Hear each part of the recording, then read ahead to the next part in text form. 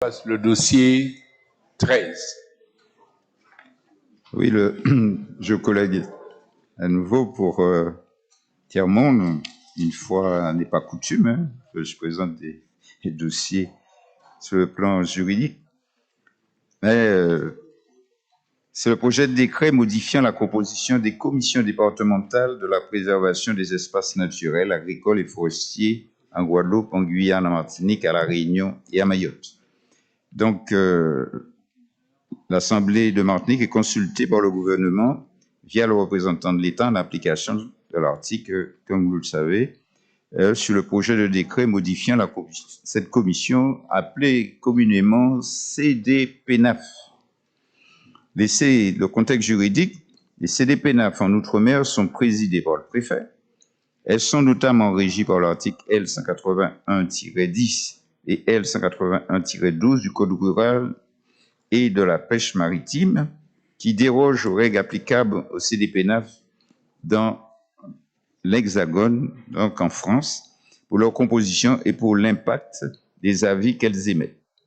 Les CDPNAF se prononcent sur la régression des surfaces naturelles, agricoles et forestières et donnent un avis conforme, voilà, ici, dans notre Martinique, donne un avis conforme sur les déclassements de terres, particulièrement les terres agricoles. Mais il ne s'arrête pas que sur les terres agricoles. Les modifications proposées, donc le décret modifie l'article D181-11 du décret pour l'ajout d'un représentant de la DEAL de 1 à 2, de 2 maires au lieu d'un représentant de la filière forestière et d'un 4e membre des associations environnementales, portant les membres votants à 17. Il faut que la population entende, hein. Tous ceux qui sont autour de la table, lorsque nous arrivons en préfecture, hein, d'accord, viennent présenter à 2 reprises le plus des 3 idées. Il y en a des qui m'a dit ne pas parler des 3 idées, mais les changements apportés dans le projet de décret sont identiques à ceux du projet de décret similaire de 2023 qui n'a jamais été publié. L'Assemblée de Martinique avait un avis défavorable en 2023, regrettant la faible représentativité des collectivités locales, l'absence des EPCI, donc des communautés d'agglo et des petits propriétaires forestiers, le mécanisme d'avis conforme très contraignant.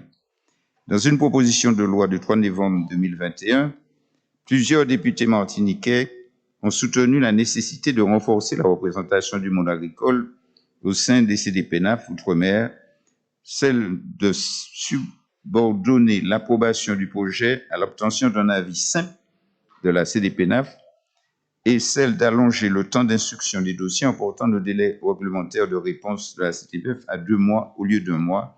Ces demandes n'ont pas été prises en compte dans le projet de décret. Après les échecs précités survenus en 2021 et en 2023, il peut être proposé à l'Assemblée de Martinique plusieurs solutions.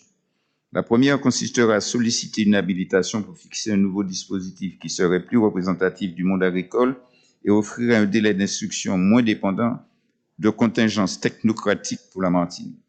La seconde consistera à présenter des propositions de modification, d'adaptation des dispositions législatives ou réglementaires en vigueur ou en cours d'élaboration sur l'organisation de la CDPNAF en Martinique sur le fondement de l'article L.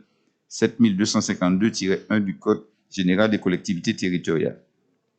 Donc, des demandes d'avis ont été adressées le 8 janvier 2026 au CESEM, à l'Association des maires, à la SAFER, à la Chambre d'agriculture, aux associations environnementales représentées au sein de la CDPNAF. Hein. Donc, on parle de la CEPAMAR, la NPE, la SOPAMAR. À la date de rédaction de son rapport, seule l'association NPE a répondu à la CTM le 15 janvier.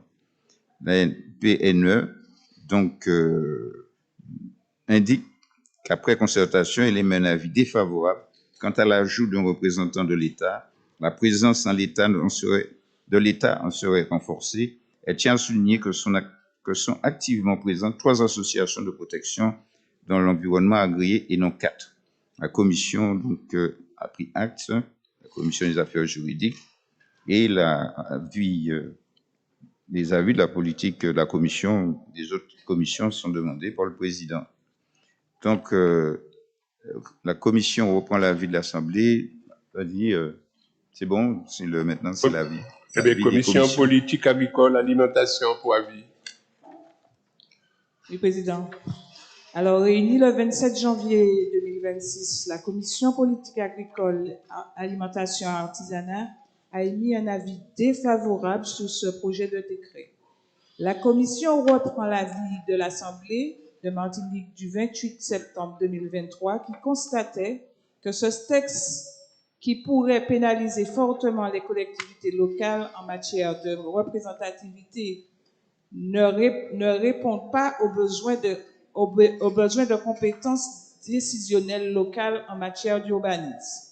Elle propose que les EPCI soient représentés au sein de cette CDPNAF, eu égard aux évolutions de leurs compétences. Elle propose que les petits propriétaires de forêts privées soient membres de cette CDPNAF.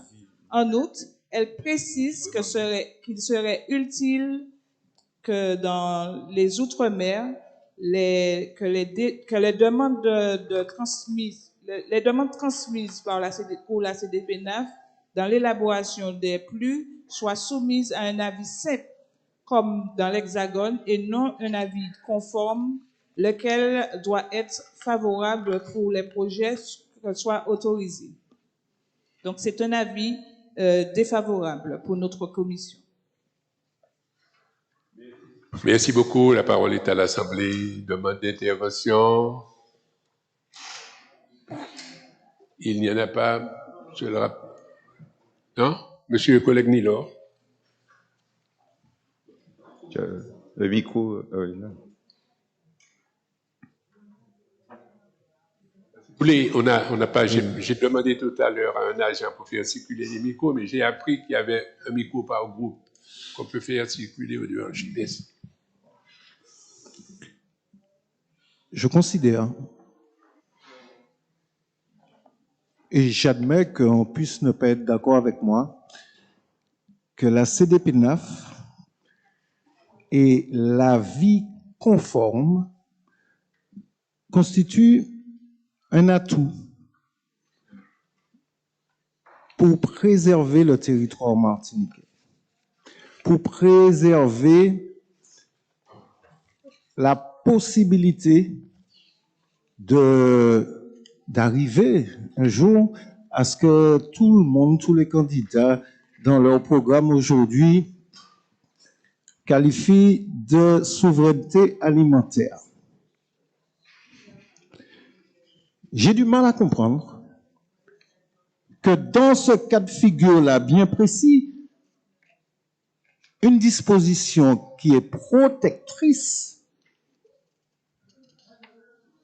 puisse faire l'objet d'une position des élus martiniquais,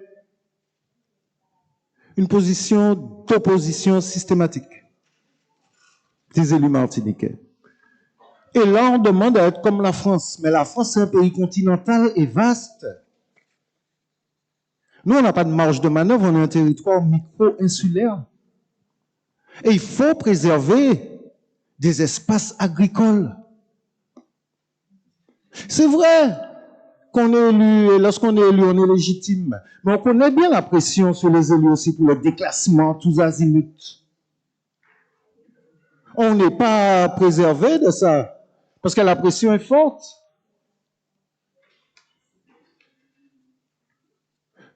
Donc, on a une disposition qui est spécifique. On parle bien de spécificité locale à toutes les sauces, dans tous les programmes, de tous les partis politiques. C'est un mot qui est devenu galvaudé. Tenir compte de notre réalité, de nos réalités, pour adapter les choses. Et puis, là, on veut être comme la France. Parce que le système, le dispositif en France est moins contraignant. Voilà, ça c'est, on touche le doigt sur une spécificité qui est salutaire, qu'on est en devoir de préserver chez nous. Certes, certains peuvent considérer qu'il y a des projets de développement, entre guillemets, développement, en tout cas des projets de bétonisation, d'urbanisation, qui seront bloqués. Mais est-ce que ça plie mauvais? Est-ce que ça plie mal? La préservation des terres agricoles, c'est une nécessité pour nous quand même aujourd'hui. On ne peut pas être en contradiction avec nos propres discours. Et je ne vois pas en quoi l'avis conforme de la CDPNAF, c'est un problème. Moi, je vois que l'augmentation du nombre de représentants de l'État, c'est un problème. Moi, je ne suis pas contre qu'il y ait une représentation des EPCI, qu'il y ait un maire de plus ou deux maires de plus, que les élus martiniquais participent davantage, mais on ne peut pas s'opposer à ce qu'il y ait une augmentation des associations de protection de l'environnement non plus. On s'accorde sur un point, c'est l'État n'a pas à être sous-représenté dans ce genre de structure-là, on est d'accord. Et là, je vous suis à 100%. Mais s'opposer à la vie conforme, qui est une mesure de protection pour un territoire micro-insulaire, qui est soumis à une prédation foncière, comme ce à quoi on assiste aujourd'hui. Prédation foncière sur laquelle on n'a même pas la maîtrise. C'est pas Martiniquais qui a acheté terre Martinique, je dis. Conclu. Non, je conclue. C'est pas Martiniquais qui a acheté terre Martinique, je dis. Donc, nous avons déclassé Bakimoun. Eh bien, il faut vendre. Mais justement, travail là pour nous faire, c'est un travail de pédagogie, pour expliquer aux gens, pas vendre terre, gens qui sortent tout partout. Y compris des terres qui ont une finalité, une destination agricole. Moun ka mande déclasser, mais il y a cédé, et puis il y a vendre. Moun qui sortent tout partout. C'est une question de survie pour notre territoire qui se joue là. Donc peut-être que c'est une position qui ne sera pas partagée par tout le monde, parce que c'est notamment peut-être par mes amis, mais j'ai pas de souci avec ça. Mais dans une optique de protéger, de mener des politiques sur le long terme et de protéger de la Martinique, de se battre pour la survie de notre peuple et de notre territoire, je ne peux pas être d'accord avec la position qui a été développée par le rapporteur et qui a été développée par la collectivité en 2023. Voilà. Merci beaucoup, Collectivo.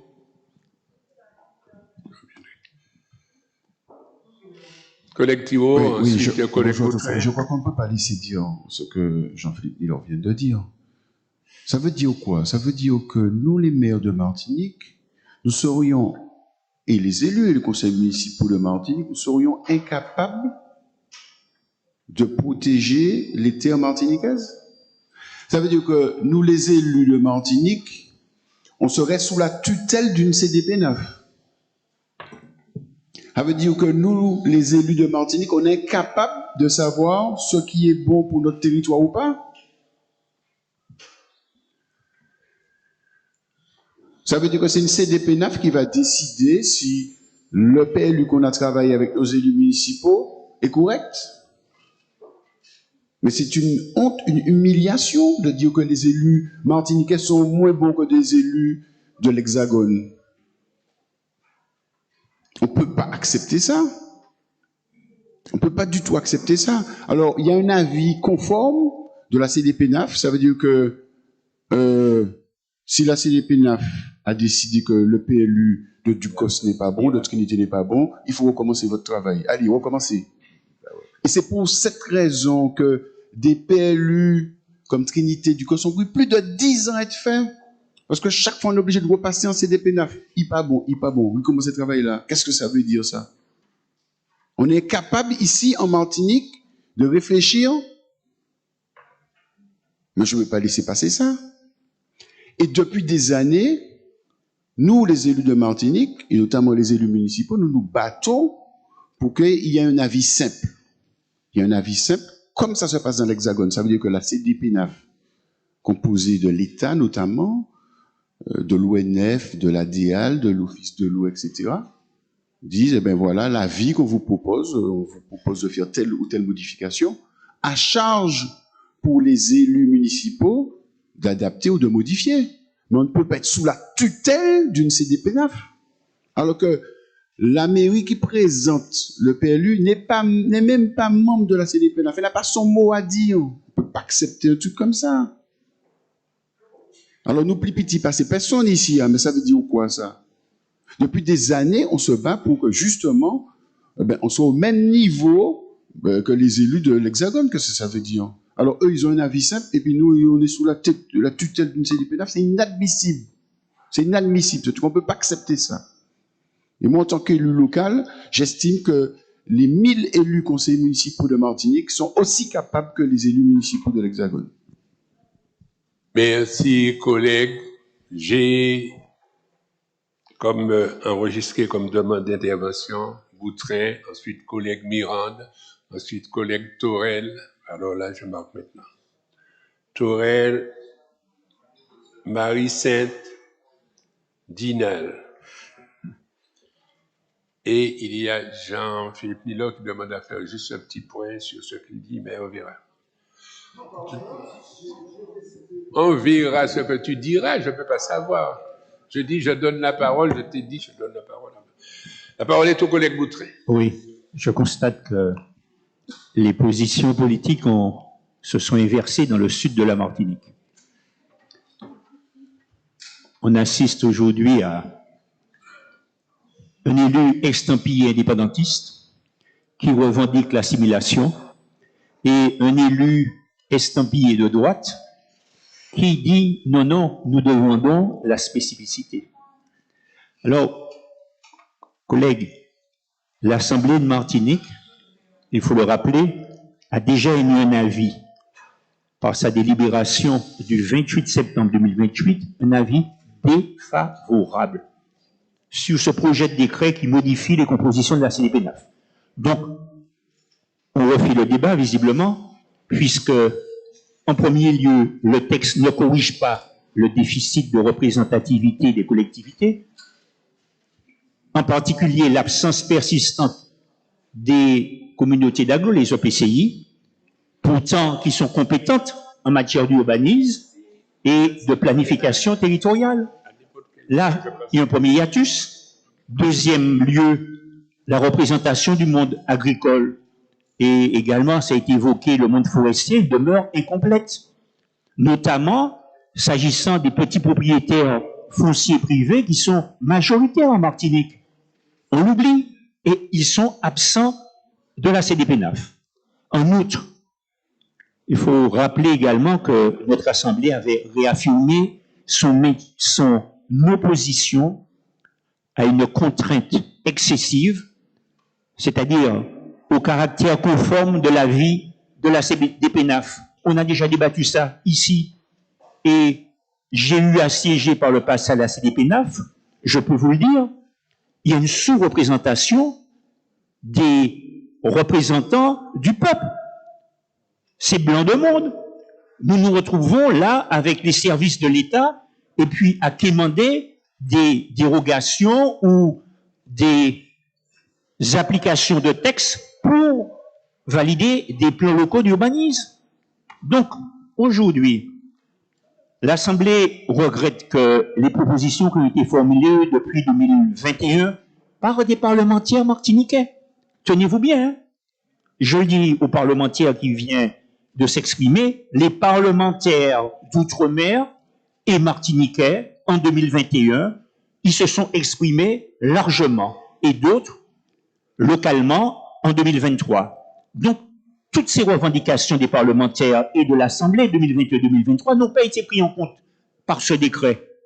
Alors que des adaptations normatives sont demandées, et je fais partie de ceux qui demandent un pouvoir normatif à la fois fiscal et réglementaire, même législatif, pour que l'on puisse corriger ces situations et donner à nos élus, notamment aux maires, la possibilité d'agir sur le PLU. Alors, chers collègues, nous avons une pression foncière que les autres n'ont pas.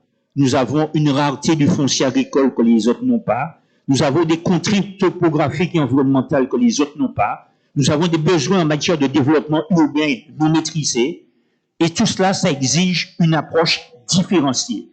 Et c'est là que je suis en désaccord avec le collègue Nilor. Ça nécessite une approche différenciée. Et ce que les collègues ont demandé, ce qui est dans le rapport, c'est pour ça que nous donnons un avis défavorable.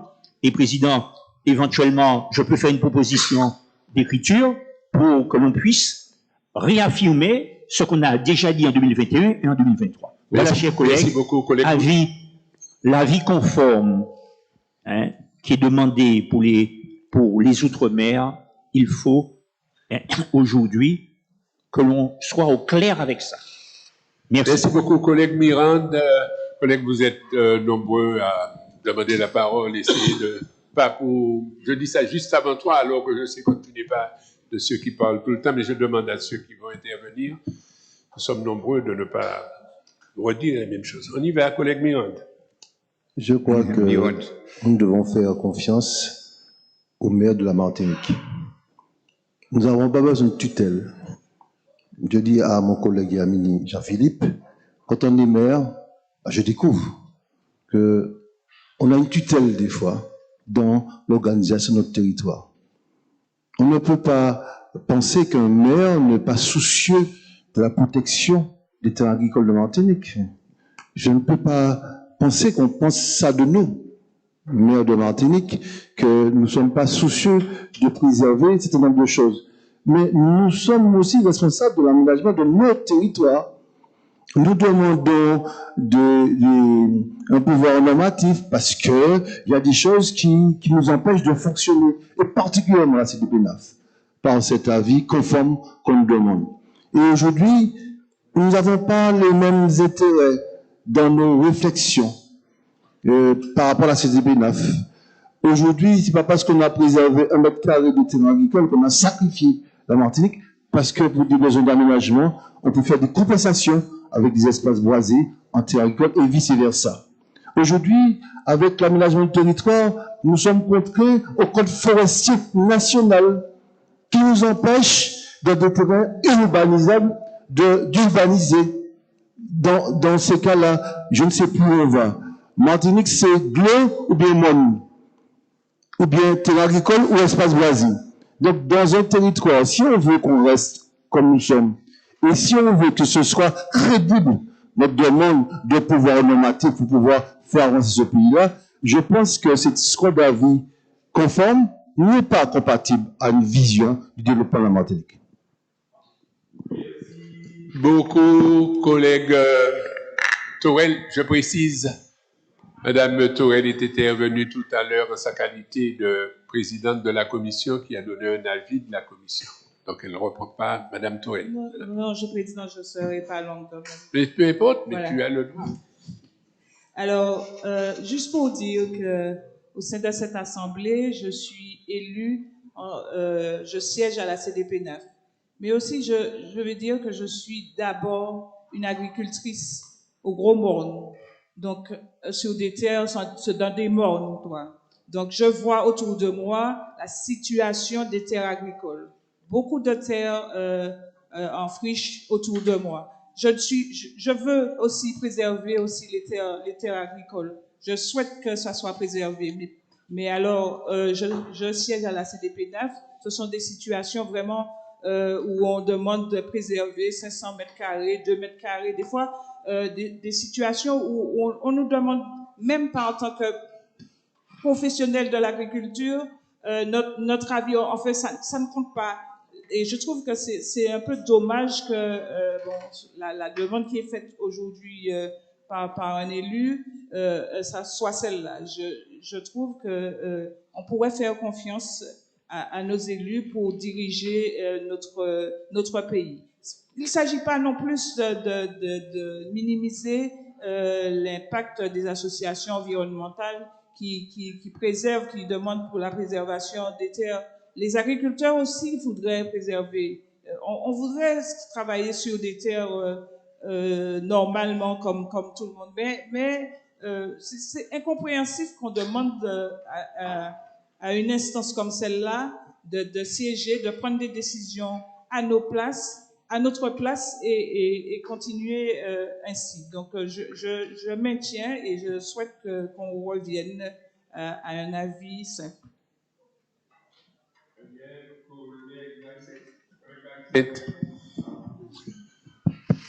Non, débat très intéressant et je trouve d'ailleurs certaines interventions des contradictions entre le début et la fin.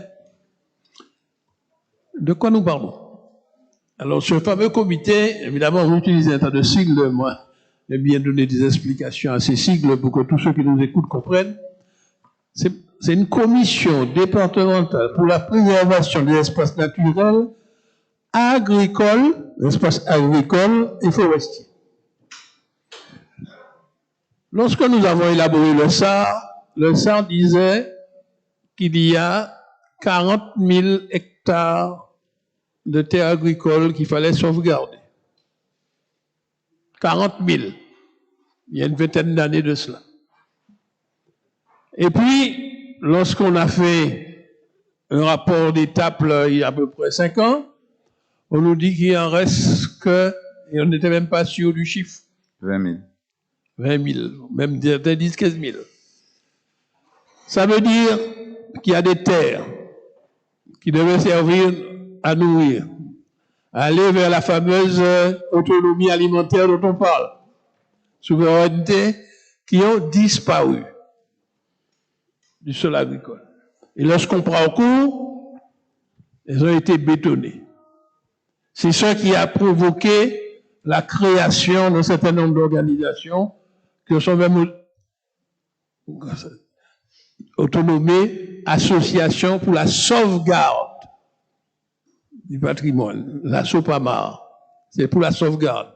Quand on veut sauvegarder, on cherche à sauvegarder des choses qui sont menacées.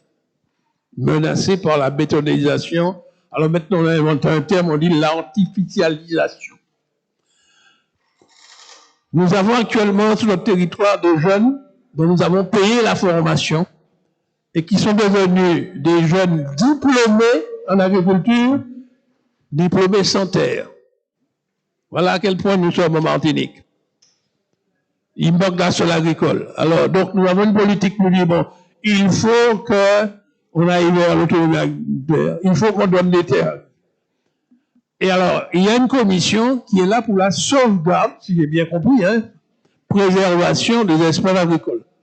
J'ai jamais fait partie de cette commission, je ne sais pas si elle fait la fonction de ça. Donc, il y a un besoin de sauvegarder nos surfaces agricoles.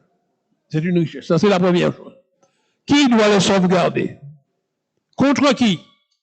Contre ceux qui veulent la bétonner. Qui élabore dans le système actuel le plan local d'urbanisme? C'est à l'initiative des maires et des conseils municipaux qui déterminent cette surface-là sera agricole, cette surface-là sera bâtie, etc. Donc il y a un pouvoir municipal qui élabore, qui prend l'initiative du plus. Et puis, si j'ai bien compris, il y a un contre-pouvoir qui regarde est-ce que dans les planifications, il y a une préservation. C'est ça qui est la balance. Alors c'est vrai, je comprends, c'est humiliant pour nous que ce soit l'État qui préside, l'État qui soit dans le place, etc.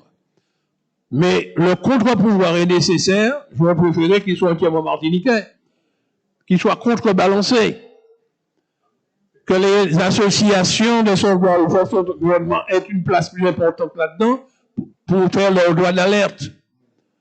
Parce qu'il est nécessaire de sauvegarder nos terres agricoles. Donc je suis pour les contre-pouvoirs. Maintenant, je ne suis pas pour que c'est l'État qui commande. Mais je suis pour les contre-pouvoirs parce que les dernières années, nous collectifs, nous avons trop sacrifié nos terres agricoles au profit de la bétonisation. Voilà ce que je voulais dire. Donc, je ne suis pas d'accord avec le projet du gouvernement qui renforce les fonctionnaires de l'État. Je suis pour une commission où il y ait davantage d'entreprises de défense de l'environnement qui sont là pour faire utiliser le droit d'alerte pour attirer notre attention pour sauvegarder les terres agricoles. Voilà l'opinion que j'ai. Merci beaucoup, collègue Dinal.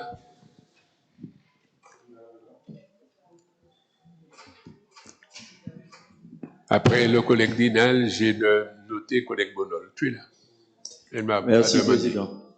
C'est un débat très intéressant. Il y a plusieurs aspects. Il y a certes la préservation des terres agricoles, mais il y a aussi les logements, le problème de l'habitat et des logements. Il y a aussi l'histoire, en ce sens que sur les 34 communes, nous avons plus de 25 communes qui sont des communes côtières où nos aînés ont été logés, ont été obligés de se loger sur les 50 pas géométriques non aménagés. Et aujourd'hui, il y a une jeunesse qui aspire quand même à vivre mieux du point de vue logement et habitat.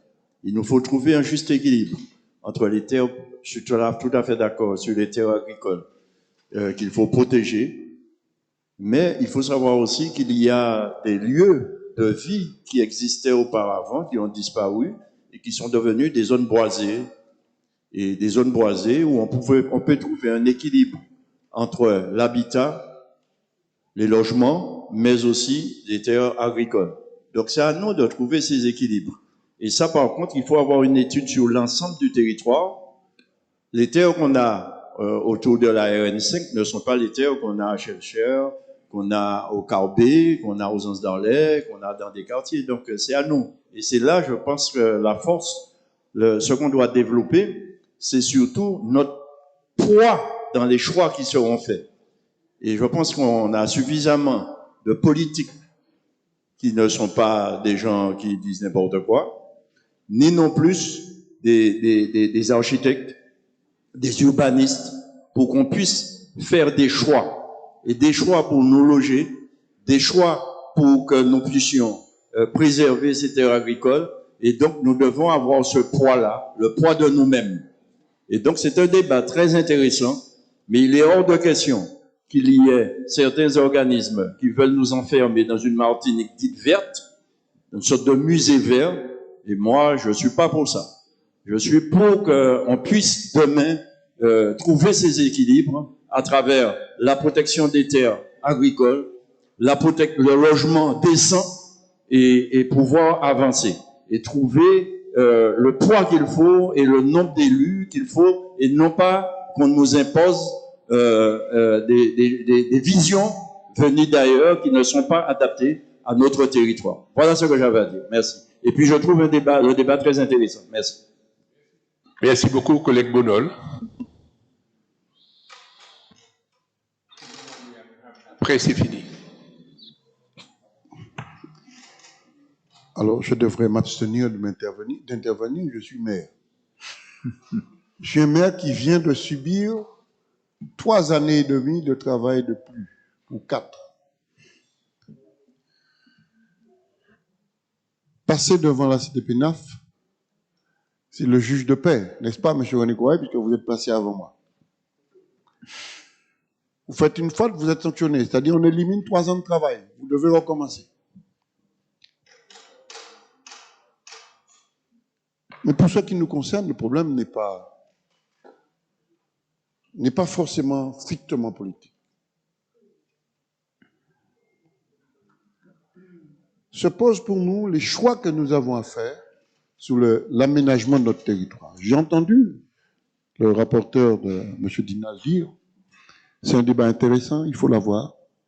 Peut-être que nous aurons encore à débattre parce que le SAR doit être encore modifié.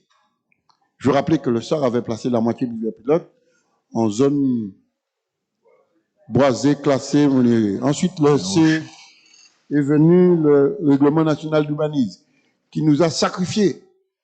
Et il a fallu un peu de courage pour pouvoir modifier les choses et obtenir des adaptations et faire accepter par la CDPNAF. Et avant la CDPNAF, la CDMPS, la nécessité qu'un certain nombre de parcelles de terre soient déclassées, bien qu'ils n'étaient pas boisés, bien qu'ils avaient déjà été dépouillés. Le sujet qui nous anime aujourd'hui est un sujet lié à notre capacité de décider de ce que nous voulons faire, de ce que nous devons faire pour notre territoire. On ne pourra pas loger tout le monde partout. Et la réduction de la surface agricole utile sur le territoire martiniquais est liée à l'augmentation exponentielle de la demande de logement. Pas de terre.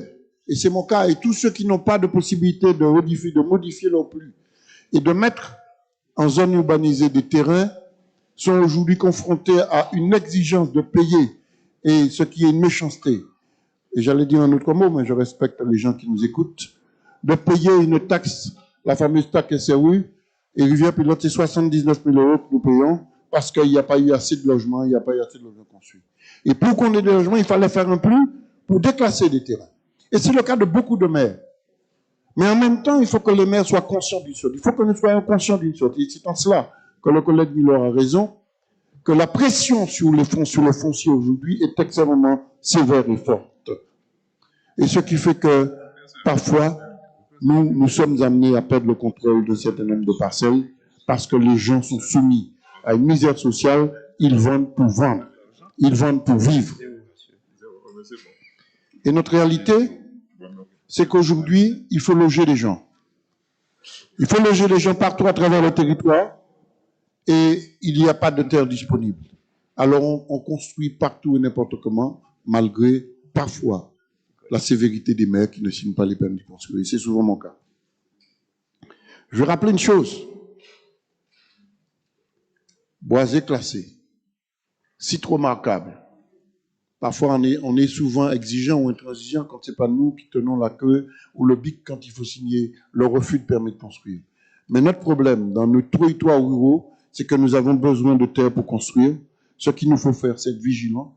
Et effectivement, la vie conforme que donne la CDPNAF, c'est une contrainte. Mais en même temps, c'est une forme de protection.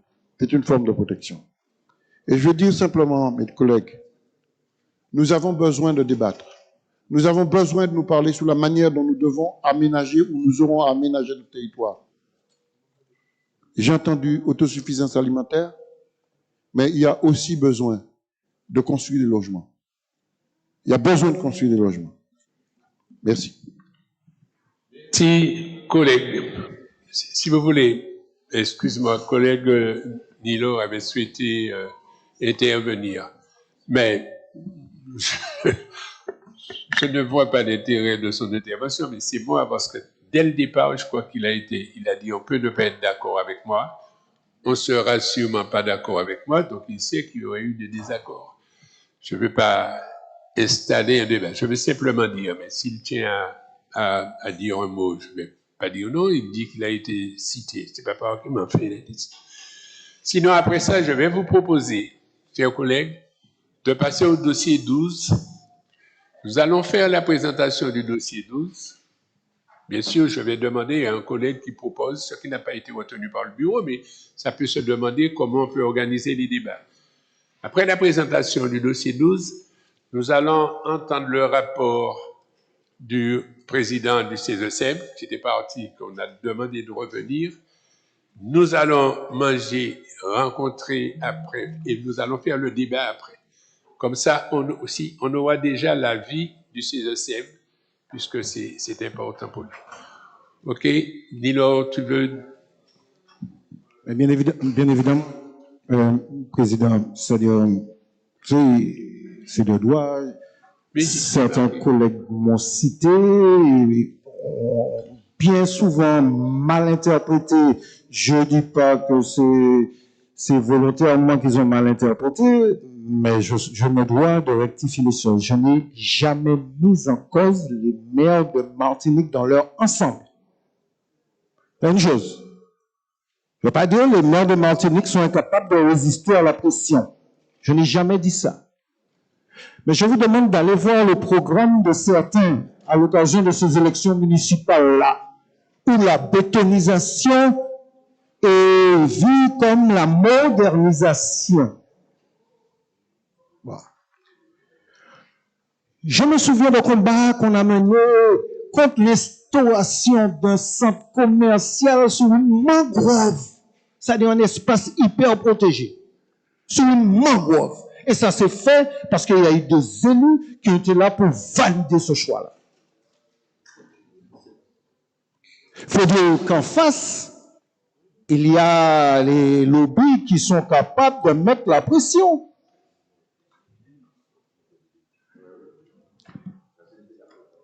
Bon. Mais non, tu vas me laisser finir. Quand même, je ne vais pas abuser, t'inquiète pas. Je serais plus prêt à comprendre les propos du collègue Dinal, qui dit qu'il faut retrouver un équilibre. Mais oui, il faut retrouver un équilibre.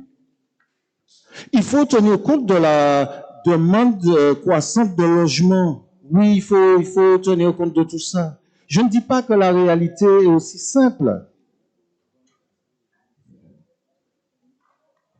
Je dis aussi que un avis de la CTM de 2023 ne nous lie pas pour l'éternité. C'est pas parce que la CTM a décidé d'adopter une position 2023 que cette position-là, elle nous oblige à ne pas considérer les choses. La preuve, c'est qu'on nous demande de délibérer, de débattre et de délibérer aujourd'hui. Donc c'est l'occasion aussi de remettre les choses à plat. Alors qui s'en est là? Alors comme nous sommes en position la CTM en 2023, nous ne pouvons pas parler de ça. Nous ne pouvons pas parler de l'urbanisation galopante, de la bétonisation du territoire martiniquais, de déclassement tous azimuts. Nous ne pouvons pas parler de la surface agricole utile de la Martinique qui a diminué comme pot de chagrin chaque année. C'est pas une réalité. Où sont les protecteurs? Où sont les sauvegardeurs?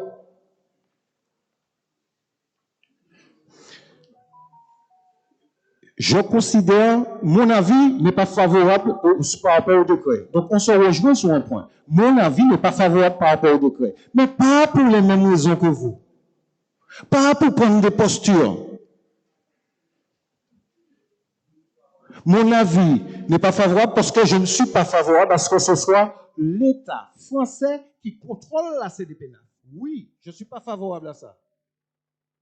Mais on a besoin d'un outil supracommunal pour introduire une régulation face à des décisions locales qui sont parfois prises sous contrainte foncière, sous pression économique ou dans une logique de court-termisme. Ça, c'est une réalité. On a besoin d'une instance supracommunale. C'est pourquoi je dis, je suis contre l'augmentation du nombre de représentants de l'État, je suis pour une représentation des EPCI, je suis pour aussi une représentation du monde des petits agriculteurs et notamment des forestiers s'ils ne sont pas représentés. Je suis pour aussi une augmentation de la représentation des associations de protection de l'environnement. Où est la contradiction? Où est le mal? Ça m'a dit là qu'a déclenché tout ça.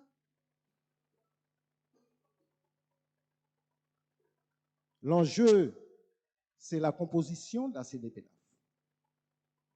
C'est ça l'enjeu. C'est ça la question. Mais la nécessité d'une structure au-delà du local pur, au-delà du communal, pour réfléchir sur l'aménagement, je dirais sur le ménagement du territoire martiniquais, c'est une nécessité absolue.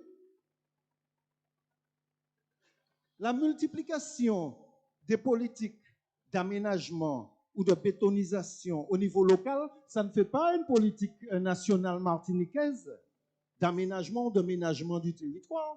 Si chaque monde, chaque maire a fait ça, il est de côté qui n'y cohérence là. Collègue, c'est pour conclure. Oui, mais je supporte, président. Je suis là pour répondre à tous ceux qui ont remis en question mon intervention. Parce que tu as été cité, ce n'est pas un développement d'une intervention. Donc, on parle d'approche différenciée, juste pour intervenir. L'approche différenciée, c'est justement ça.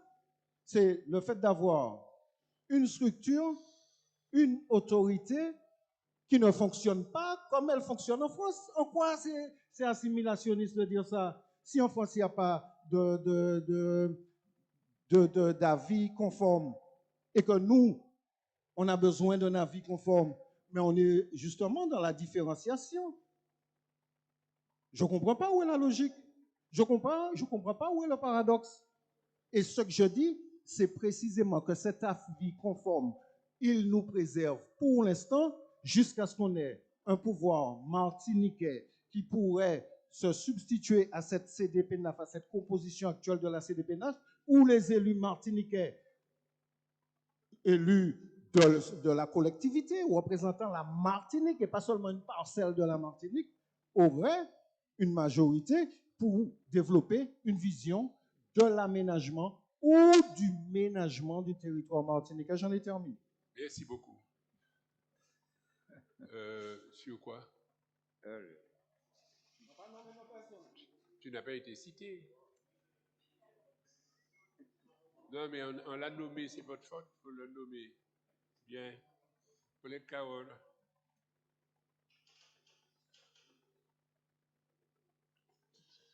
Oui, très rapidement. Je considère que ce débat sur la CDP-NAF, c'est un débat assez dérisoire. Assez dérisoire. Parce que qu'est-ce qu'on nous demande finalement? De mettre un peu plus de ci, un peu plus de ça, sans que nous n'ayons véritablement de pouvoir. Et ce n'est pas cette structure qui nous permettra de régler la question de la préservation des terres martiniquaises. C'est pas ça. Donc, il y a un débat sur la question de la préservation des terres. Il y a des maires qui font le job, qui se battent pour la préservation des terres, et il y a des maires qui dilapident les terres. Ça, c'est vrai aussi. Par rapport à des questions de vision du foncier, vision du développement, entre guillemets, et qui pensent que développer, c'est bétonner. Mais en même temps, il y a une nécessité, évidemment, et de construire des logements, d'avoir du foncier aussi pour le développement économique, mais aussi de préserver du foncier. Mais je pense que ça ne va pas se régler là. Nous sommes en train de faire un débat de Lilliputien. Un débat de Lilliputien qui amuse les Blancs, qui amuse la préfecture, parce que ce n'est pas un instrument qui nous permettra de régler les questions foncières. Personnellement, je ne voterai pas sur ça. Je ne prendrai pas part au vote, parce que pour moi, ça n'a aucun intérêt. Et avec plus ou moins d'agriculteurs ou plus ou moins de propriétaires, eh bien, on aura les mêmes phénomènes. La question de la préservation de la terre demande un débat d'un autre niveau, de mon point de vue. Donc, voilà ce que je tenais à dire, simplement. On ne va pas créer des personnes, chacun a le droit d'avoir son point de vue, mais en tout cas, c'est mon analyse. Merci. Chers collègues, on a eu beaucoup d'interventions et de demandes, mais c'est pas chaque là qui n'est pas d'accord et puis un monde peut y revenir. Ça, c'est pas débat, c'est chaque monde qui a sa position. Donc, excusez-moi, mais collègue Nella n'avait pas demandé la parole. Après, je passe la parole au rapporteur. Non, collègue Boutré. Explication de vote. Explication de vote. D'accord, tout à l'heure. Collègue Nella. Merci, Président. C'est vrai que le débat était très intéressant. Et concernant la CDP-NAF, je crois surtout qu'il faut reconnaître, il est vrai, qu'il y a eu sur certains dossiers peut-être des déviances, où cette instance a été utilisée aussi comme un instrument politique de revanche, aussi parfois contre certains maires et leur positionnement. Je n'en ai pas été victime, mais je sais que c'est aussi une réalité, parce qu'il y a des positionnements parfois qui sont incompréhensibles au sein même de la CDP-NAF. Mais pour autant, je crois que ça reste un outil qui est important. L'aménagement doit être pensé, et je crois que la question de fond, effectivement, c'est notre vision pour notre territoire à l'échelle de la commune, mais à l'échelle aussi supracommunale. Parce qu'il y a des terrains aujourd'hui sur lesquels il peut y avoir des oppositions, des contestations et même des incompréhensions, et pourtant, ils sont classés comme étant à vocation économique, par exemple. Et c'est passé dans toutes les instances. Donc, je crois que la véritable question, c'est ce qu'on veut pour notre pays et comment on aménage ce pays à l'échelle du territoire, en cohérence, bien évidemment, avec la nécessaire protection de notre environnement, particulièrement avec les problématiques de réchauffement climatique qu'on subit de plus en plus de plein fouet. Ça n'en a pas l'air, mais les effets du réchauffement climatique sont bel et bien présents. et la bétonisation, effectivement, ne fait qu'accentuer ces phénomènes que subissent aujourd'hui les Martiniquais. Donc, si on veut préserver notre pays pour l'avenir, eh ça importe effectivement qu'il y ait des contraintes. Et moi, en tant que maire, quand je suis arrivée en tant que maire, forcément, je me suis insurgée contre un avis conforme de la CDPENAF.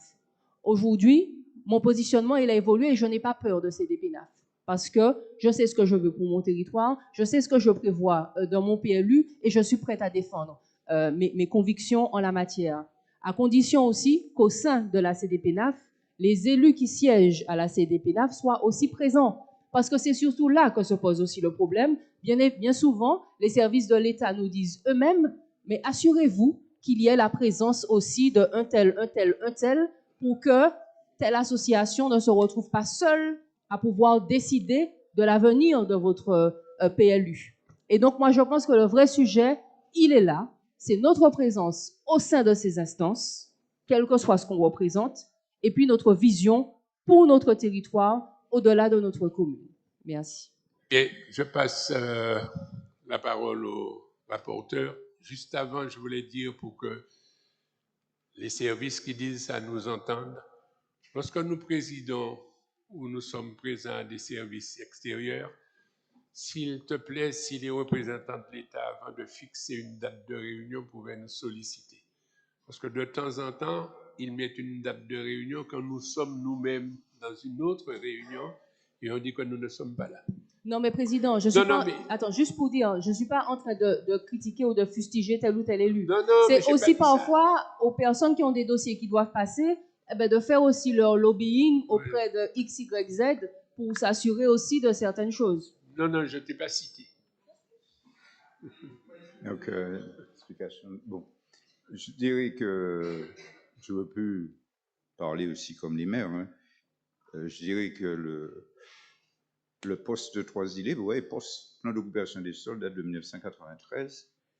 Contrairement à ce qu'on pourrait dire dans ce pays concernant un certain nombre de communes, c'est vrai que je suis passé au CDPENAF 2 fois, mais je n'ai pas de pression de quelques groupes propriétaires terriens depuis 1993. Depuis 1993. Ce qu'on demande, donc, c'est aussi de dire la vérité par les médias. Quand on dit qu'il y a beaucoup de ventes aux Trois-Îlets, on a l'impression que ce sont des terres qui sont vendues, alors que ce sont des appartements qui sont vendus. Vous voyez la différence? Donc, on a l'impression qu'on vend des terres aux Trois-Îlets. Ou que les maires font n'importe quoi. Que les maires aux Trois-Îlets peuvent faire n'importe quoi. Non, c'est des PNAF. Ce que je demandais, c'est qu'il y ait plus de concertation. Donc, des associations de protection de la nature. Il y a même un qui est remonté avec moi dans ma voiture chez lui. Je dis, mais on a passé la deuxième fois. La deuxième fois, un avis favorable ou abstention. Voilà ce que j'ai, mesdames et messieurs, parce que je n'ai pas de terrain à vendre aux Trois-Îlets, les appartements à vendre. Mais ce qu'on dit aussi, c'est des PNAF et à l'État, vous me demandez de classer, vous classez en zone naturelle, parce que, contrairement à ce que dit le collègue, il nous impose à classer, parce que la pente est à plus de 30%, en zone naturelle, là où il y a déjà des maisons. Ce qui veut dire que la personne va déposer un permis demain matin, il ne pourra rien modifier. Rien modifier. Il ne pourra pas obtenir de permis, puisque sa maison est tombée en zone naturelle. C'est ce genre de choses que nous contestons. C'est des PNAF, avis simple ou avant, avis conforme, peu importe pour en est corail, mais aussi dire à la population qu'il y a 17 personnes autour. Bon, la question qui est posée à l'ordre du jour, c'est, voilà, est-ce que vous êtes favorable à le rajout d'une personne pour l'État, d'un maire et d'un représentant, donc voilà.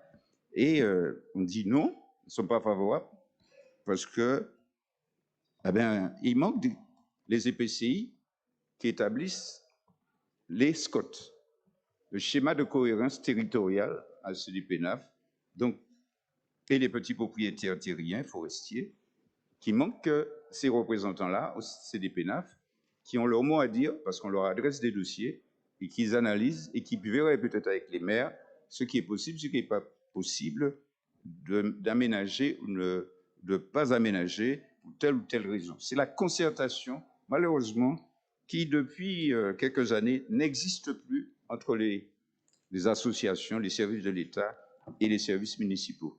Merci. Voilà, c'est avis défavorable. Très bien, collègues. Je vais mettre au vote. Explication de vote. Collègue Boutrin. Oui. Chers collègues, ce sera très bref. Deux choses. Avis défavorable parce que ce décret maintient chez nous et dans les Outre-mer le caractère conforme de l'avis de la CDPNAF sur des documents d'urbanisme. Ça ne se passe pas en hexagone. C'est un avis simple. Ici, l'avis conforme constitue une contrainte disproportionnée pour les collectivités. C'est une situation de dépendance technocratique qui n'est pas compatible avec le principe constitutionnel de libre administration des collectivités territoriales que l'on rappelle souvent ici. La deuxième chose, et j'en ai terminé, il ne faut pas faire un débat qui risque d'embrouiller ceux qui nous écoutent. Le régime dérogatoire que l'on a, il vient aujourd'hui rigidifier l'élaboration des PLU. Les maires l'ont dit. Et ça va rallonger les délais d'instruction des dossiers. Et tous ceux qui nous écoutent, ils ne comprennent pas que les délais d'instruction soient rallongés. Voilà une des raisons. Et enfin, je termine, l'outil d'aménagement. Il faut qu'on se dise les vérités.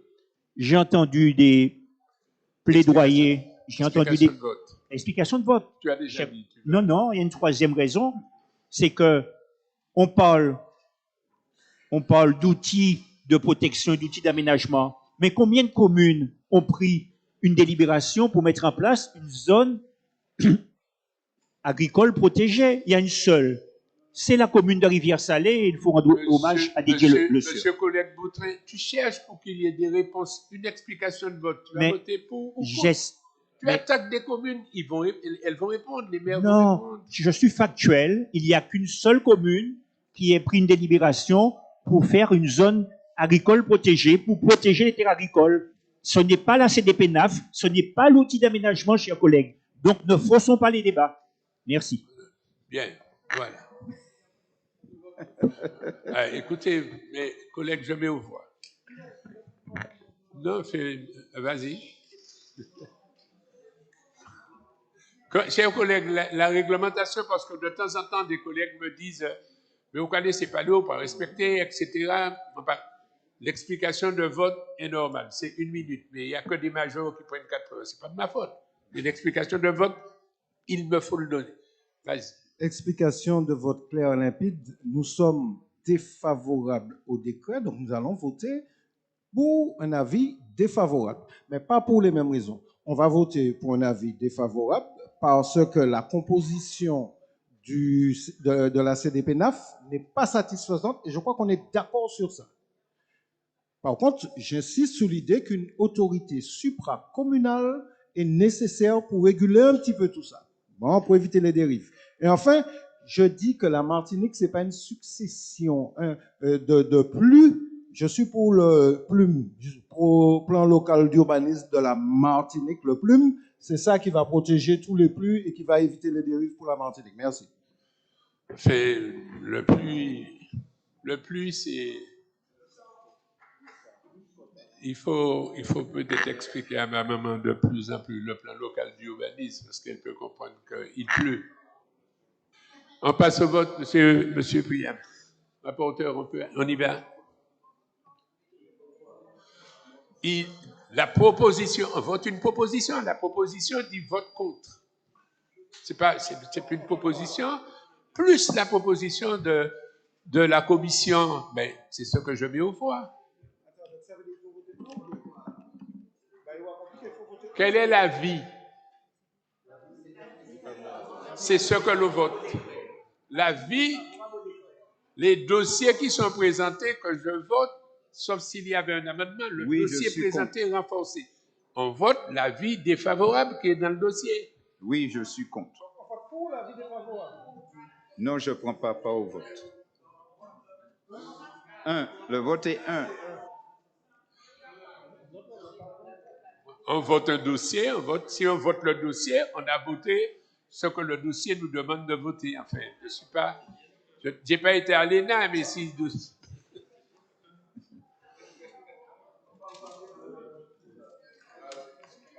Plus ce qu'a dit Mme Tourelle, plus ce qu'a dit Mme Tourelle.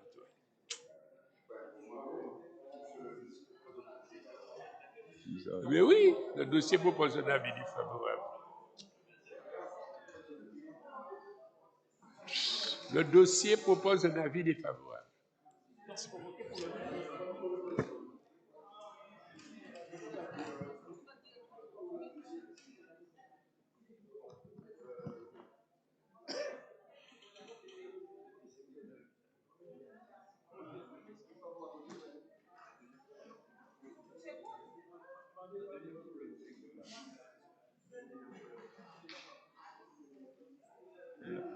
Le 1.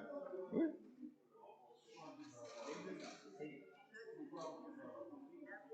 Le 1, le 1. Vote le 1.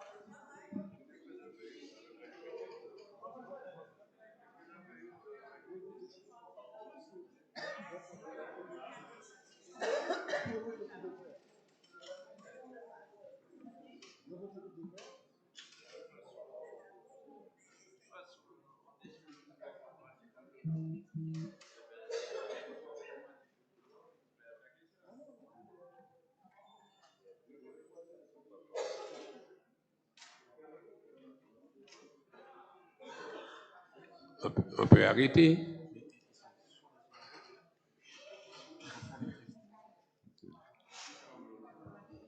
Ceux qui votent contre, c'est sûr, votent contre le texte proposé. Contre le dossier. Ah.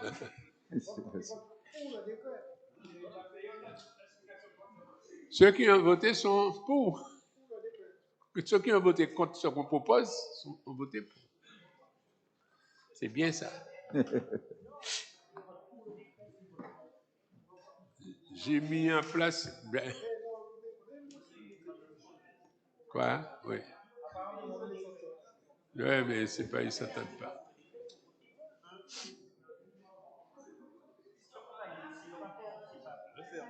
J'attends. OK, on ferme.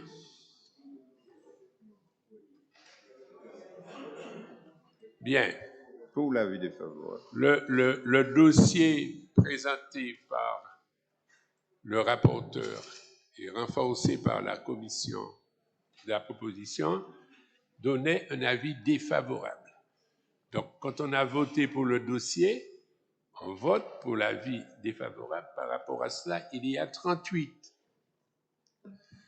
Il y a 7 voix qui sont dans l'opposition, qui sont pour ce qui était présenté.